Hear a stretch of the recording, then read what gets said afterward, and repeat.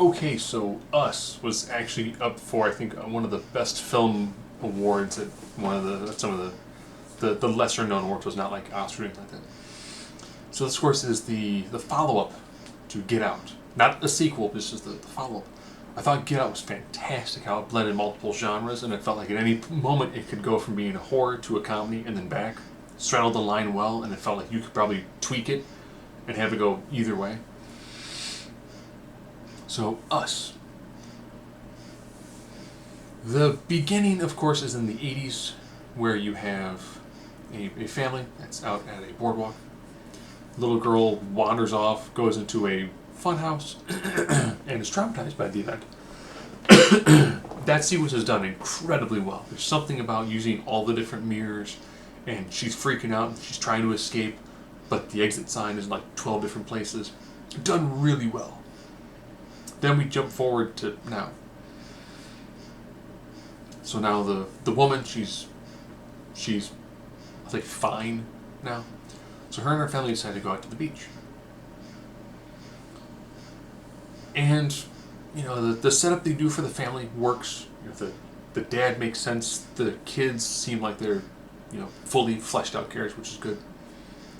They have some friends there as well that you can tell there's some tension there, but it's more of like, you know, like the guys get along, the women not so much.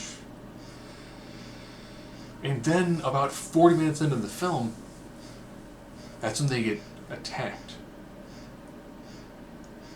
by I'll just call them the others to not ruin. Well, actually,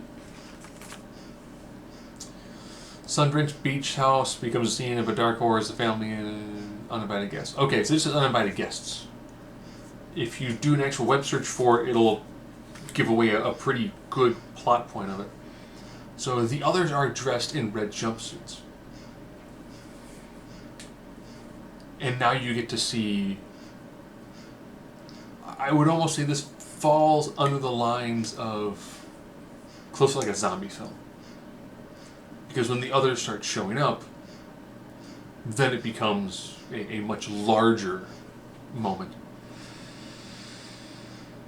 And good and scary until they talk. And there's lots of inconsistencies basis the way that they have the internal logic of how they interact in the movie, which seemed kind of odd. So it's good from I almost hate to say generic horror film, but it's a well done generic, you know, it's an us versus them sort of sequence. I do some of the reviews people read into this a lot, and I could see where you're going with that.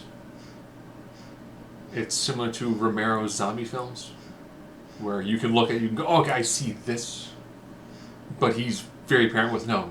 A zombie film is about, it's an us versus them scenario. Just the us is entirely not a cohesive group, and the them has numbers and a desired purpose. Same thing in Us. So not a bad film. I would recommend that if you want to still be happy with the film, skip the last like 7 minutes of it. Then it takes on a different meaning. If you watch the entire film and you get I guess you could say it's the slightly foreshadowed twist ending, you kind of go,